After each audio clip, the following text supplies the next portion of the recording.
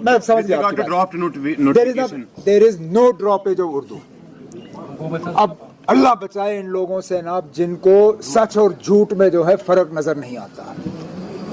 बदकिस्मती से ये जमात और इस जमात की क़यादत इनको झूठ के अलावा कुछ नजर नहीं आता। हमने उनसे कहा ना, खुदारा हमें वो ऑर्डर दिखाइए जिसके तहत हमने उर्दू को ड्रॉप किया हो। आपने सिर्फ वो ऑर्डर दिखाया जिसमें हमने पब्लिक कमेंट्स मांगे। पब्लिक कमेंट्स और ड्रॉपेज में आपको फर्क नजर नहीं आता। वो छोटी लड़की है लेकिन पढ़ी लिखी है। अब क्या मुझे और ज्यादा उनको पढ़ाना पड़ेगा, ट्यूशन देना पड़ेगा? There is a difference between asking for public comments and dropping a subject. Droppage की फाइल आज भी मेरे टेबल पे है, मैंने उसको मंजूरी नहीं दी है। मैं फाइल का नंबर दे सकता हूं जिस फाइल के तहत ये प्रपोज किया गया है, मैं उससे इनकार नहीं करता हूं। डिपार्टमेंट की तरफ से प्रपोजल आया है, उस प्रपोजल को मैंने मंजूरी नहीं दी है, ना देने का कोई इरादा है। लेकिन पब्लिक कमेंट्स मांगना ये हमारी जिम्मेदारी बनती है। We are an elected government, we have to take feedback from the people. हमने पब्लिक कमेंट्स के लिए ऑर्डर जारी किया।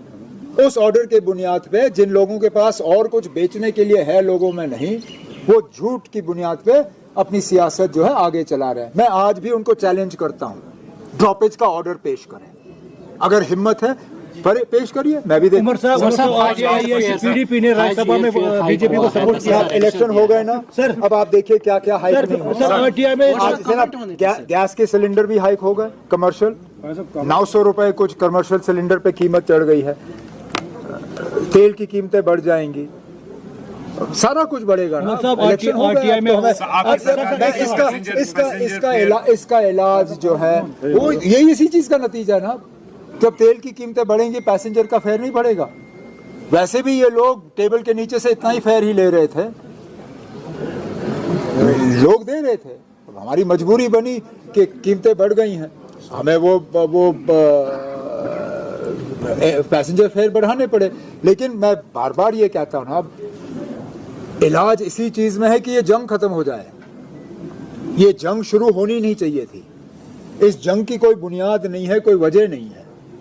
अब जितनी जल्दी अमेरिका को अकल आए, इजराइल को तो अकल आनी नहीं है, उनमें शायद अकल है ही नहीं। चलिए इजराइल को छोड़ दीजिए, अमेरिका को कम से कम अकल आए, वो जंग रोके और ये तेल की कीमतें कम हो जाएं, हमें भी थोड़ा सा एक आराम मिलेगा। लास्ट वन, आरटीआई में साबित हुआ है कि पीडीपी ने बीजेपी को राज्यसभा में जिताया है।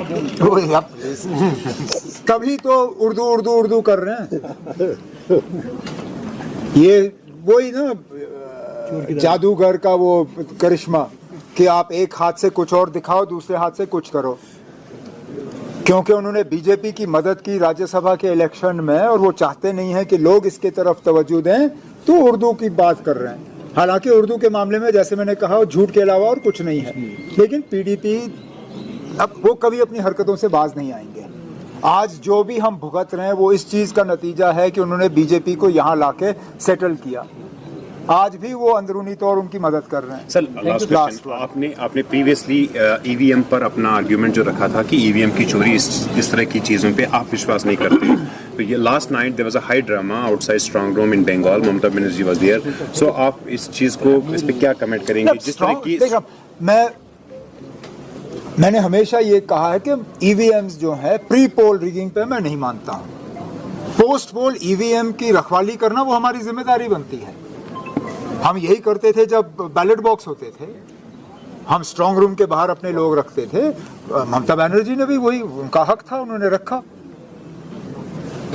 ईवीएम और जो ये लोग कर रहे हैं एसआईआर के जरिए, दोनों में फर्क है। आज चोरी ईवीएम के जरिए नहीं हो रही है, आज चोरी बदकिस्मती से इलेक्शन कमीशन के जरिए एसआईआर से की जा रही है। और ये इसलिए ये वेस्ट बंगाल का इलेक्शन जो है इतना बड़ा एक सबके लिए चैलेंज है, क्योंकि खुदा ना खास्ता अगर ये एसआईआर वाला सही, मतलब इनके नतीजे सही निकले तो ये हम सब के लिए बहुत खतरनाक साबित होगा। इन्होंने वोटर लिस्ट से वोटरों को हटा के जो वहाँ इलेक्शन को रिग करने की कोशिश की, इस चीज से हमें बचना होगा। ईवीएम्स तो है, वो तो मुझे नहीं लगता उसके साथ कुछ हो सकता है।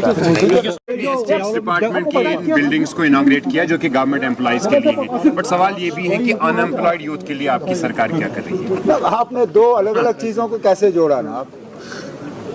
पहली बात ये,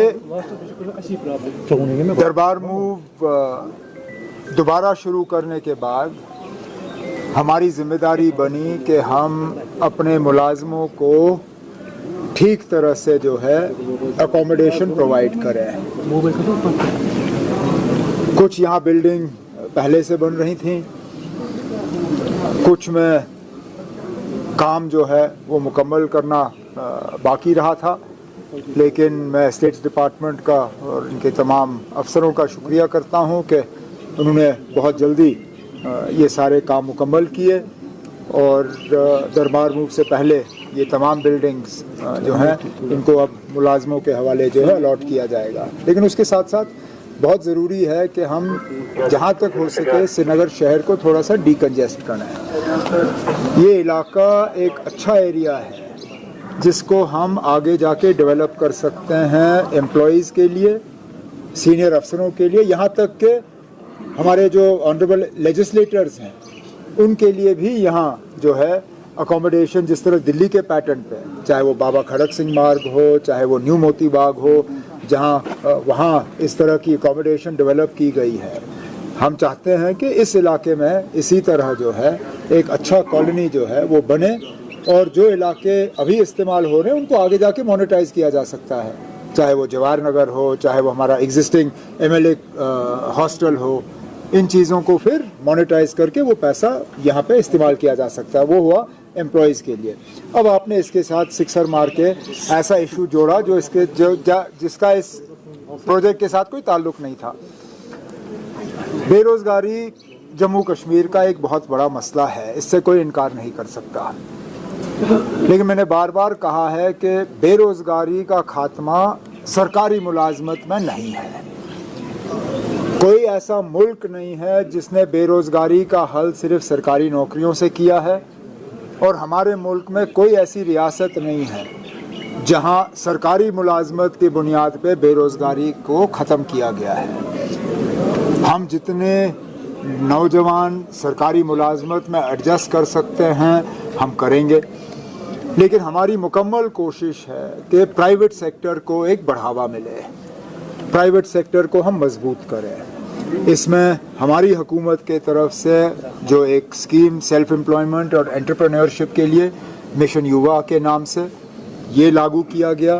फ़िलहाल अभी तक जहाँ तक मेरी जानकारी है लगभग 1000 करोड़ रुपए जो हैं वो सॉफ्ट लोन्स के तहत और ग्रांट्स के तहत नौजवानों को दिए गए हैं अपने यूनिट्स कायम करने के लिए। इसी तरह एग्रीकल्चर के लिए, हॉर्टिकल्चर के लिए HADP के तहत हमारी कोशिश है कि उनको भी एक बढ़ावा मिले। मौसम के वजह से नुकसान से बचने के लिए वेदर बेस्ड क्रॉप इंश्योरेंस जहां एग्रीकल्चर को मिलता था, हॉर्टिकल्चर को नहीं मिलता था, इस बजट में हमने हॉर्टिकल्चर को भी इसमें शामिल किया है ताकि खुदा ना खास्ता कहीं मौसम के वजह से नुकसान हो तो उनको उस नुकसान का जो है वो नुकसान उनको खुद बर्दाश्त करने की ज़रूरत ना पड़े। और इसके साथ साथ कनेक्टिविटी, कल ही जम्मू में वंदे भारत ट्रेन को जो है 8 बोगी से हमने 20 बोगी उसकी इनॉग्रेशन की गई। उसी फंक्शन में मैंने रेल मिनिस्टर साहब से गुजारिश की, हालांकि महकमा उनका नहीं है लेकिन उनका अच्छा खासा असर रसूख दिल्ली में चलता है, उनसे मैंने गुजारिश की कि वो हमारी मदद करें, यहाँ एक ड्राई पोर्ट बने ताकि जो सामान एक्सपोर्ट होना है, ये आइडिया मेरा नहीं है। पिछले दिनों यहाँ बिजबिहारा में जो प्रोग्राम था वहाँ पे एक हमारी एक नौजवान लड़की जिसने मिशन युवा का फ़ायदा लेके अपना एक यूनिट तैयार किया था, वो कह रही थी कि एक ड्राई पोर्ट यहाँ बने तो उनको एक्सपोर्ट में और ज़्यादा सहूलियत मिलेगी। तो हम ये मामला जो है मरकज़ी हुकूमत के साथ टेकअप कर रहे हैं ताकि अगर वो ड्राई पोर्ट हमें मिले तो ज़रूर उससे ट्रेड को फ़ायदा होगा। और आखिरी में टूरिज़म एक बहुत बड़ा ऐसा शोबा है जिससे कि हर एरिया में एम्प्लॉयमेंट जनरेट की जा सकती है, चाहे वो कम पढ़े लिखे हों, ज़्यादा पढ़े लिखे हों, पैसे वाले हों, कम पैसे वाले हों, कहीं ना कहीं उनको टूरिज़म के ज़रिए एक मौका मिल जाता है। हमारी मुकम्मल कोशिश है कि टूरिज़म को एक बढ़ावा मिले और अब देखते हैं क्या होता है। उमर साहब, हालांकि आप एग्जिट पोल को नहीं मानते तो कैसे देखते हैं सर एग्जिट पोल को? मतलब आपने जब मेरे सवाल का जवाब खुद ही दे दिया, फिर भी सर अब मुझे ये बताएं ना, अभी तक कौन सा एग्जिट पोल सही निकला है? 5 साल पहले भी जब वेस्ट बंगाल में इलेक्शन हुए थे, सारे एग्जिट पोल्स ने हुकूमत बीजेपी के हवाले की थी। क्या नतीजा निकला? तो अब हमें ज्यादा इंतजार करने की जरूरत नहीं है ना। मंडे को जिस दिन हम सलामी ले रहे होंगे सेक्रेटेरिएट में, उसी के साथ साथ नतीजे भी निकल रहे होंगे। और जहां तक मैं समझता हूं, ये एग्जिट पोल जो हैं ये सब एक बार फिर गलत साबित होंगे। एक ने तो अपना एग्जिट पोल छापने से इनकार किया क्योंकि शायद उनको नतीजे एग्जिट पोल के अच्छे नहीं लगे, तो उसने एग्जिट पोल ही अपना बंद कर दिया। ये सिलसिला चलता है।